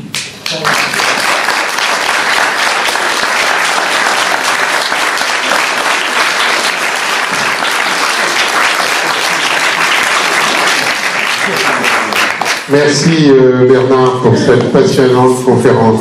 Je crois me rappeler que Einstein, quand il donnait une conférence, il disait à la fin vous avez compris, si vous avez compris, c'est que je n'ai pas été clair. Merci. Est-ce que vous avez des questions? Oui, je suppose. Allez, levez la main. Moi j'en ai une. Je pense que, en fait, Albert, il a fait ses plus grandes découvertes à l'âge entre 20 et 25 ans, c'est ça? Comme tous les autres. Hein. Comme tous les autres. Ouais, là, c'est pareil, on voit des petits jeunes. Après, soit ils sont en retraite, soit ils font des selfies. Et c'est fini. L'âge limite, c'est 35 ans. Oui, donc tout ce qu'il a étudié à Princeton, tout ça, ça n'a rien donné. Non, ça n'a strictement rien donné. Même avec ses élèves. Non, il n'avait pas d'élèves, il refusait d'enseigner. Ah, d'accord. Est-ce que vous avez des questions? Levez la main ou parlez fort, allez-y, n'ayez pas peur. Ben, c'est que vous avez tout compris. Hein. Alors, vas-y, t'as une question? Non?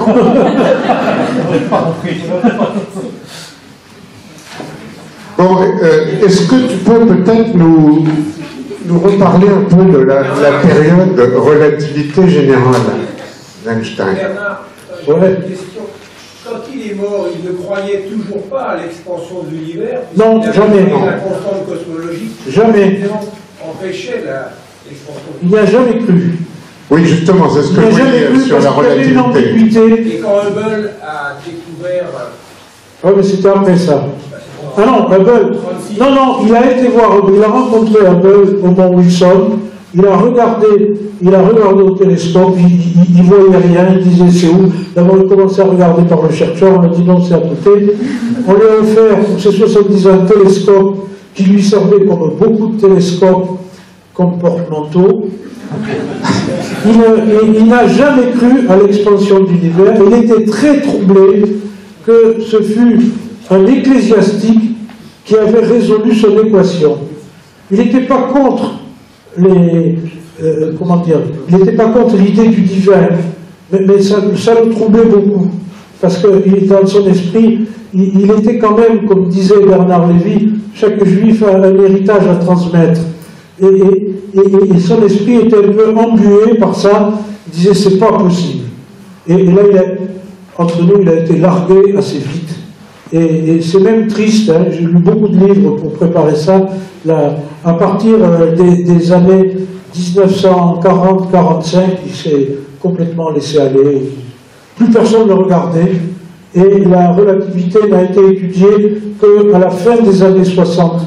On a ressuscité un peu cette théorie qui pourtant était de l'athlétisme intellectuel. Mais il avait des héritiers.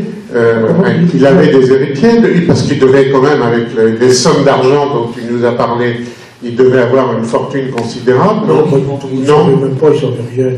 Il est habillé comme un clodo. Oui, non, mais ça veut rien dire. Il racontait n'importe quoi. Non. L'argent, d'abord, il en avait.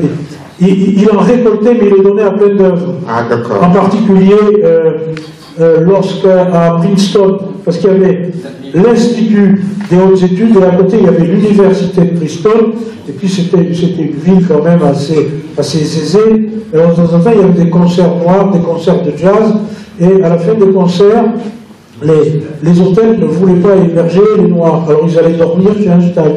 Donc ils dépensaient, lui il ne savait même pas l'argent qu'il avait. C'était un hôtel 3 étoiles ou 4 étoiles, là. Non. Et maintenant, oui. ça... Vas-y.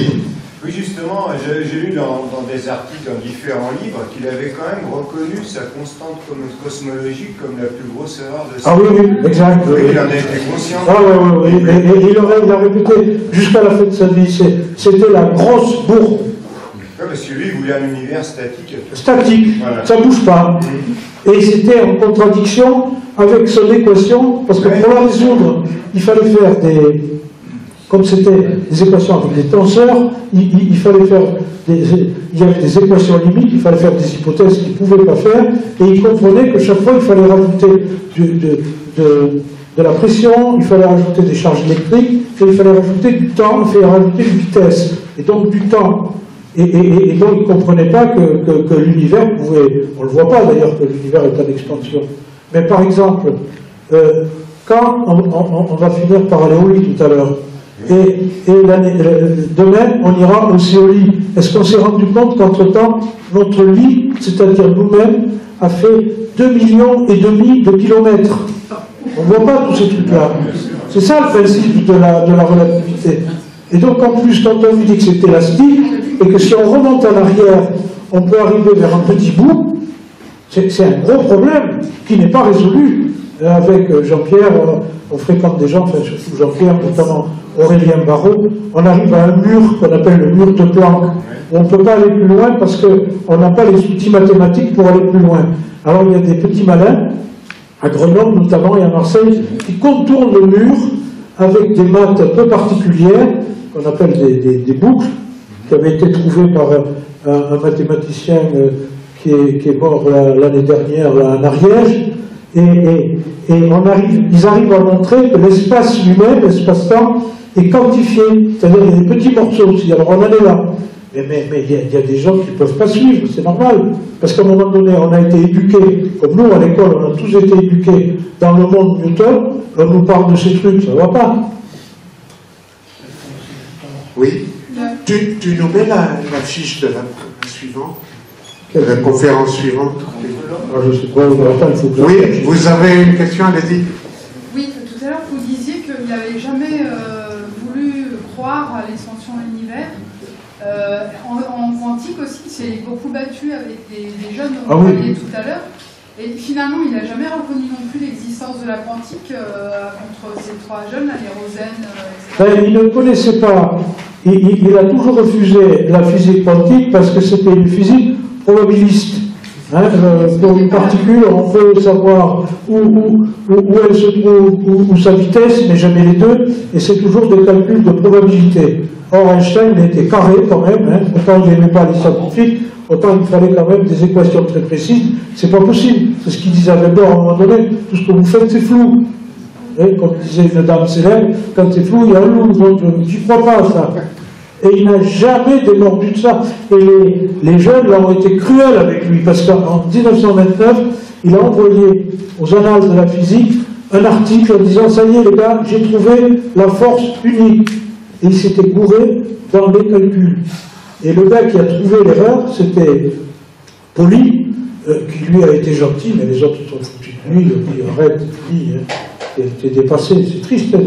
Il a eu une fin de vie épouvantable, et sa fin de vie, il l'a passé à lutter contre la prolifération des armes nucléaires, parce qu'il disait, je ne comprends plus, on m'a dit de signer une lettre pour vaincre l'Allemagne, et puis maintenant il y a des bombes atomiques un peu partout, ça va devenir épouvantable.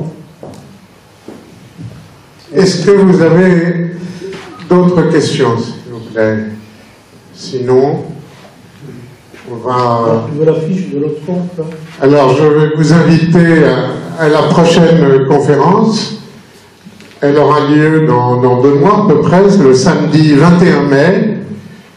Ça sera l'astrophysicien Nicolas Prantzos de l'Institut d'astrophysique de Paris qui nous parlera de la recherche d'intelligence extraterrestre, un sujet qu'on ne traite pas souvent, donc je pense que ça sera passionnant.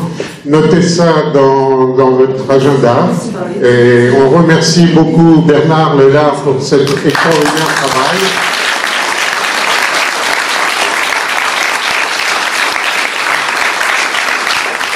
Et je vous souhaite une bonne soirée, un bon retour chez vous.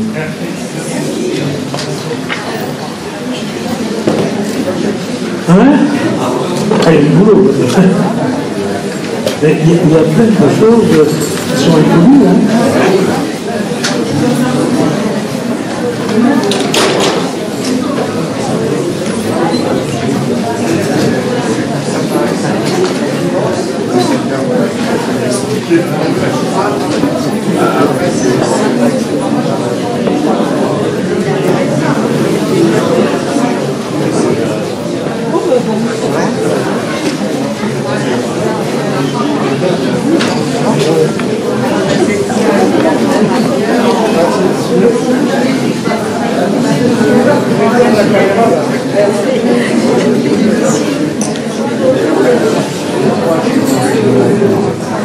Stéphane, il faudrait éteindre la caméra.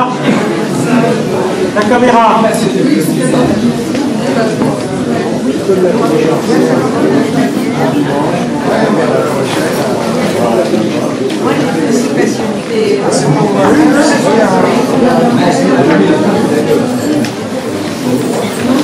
Pour les gens de Vega, je vous rappelle, la prochaine réunion, c'est vendredi prochain.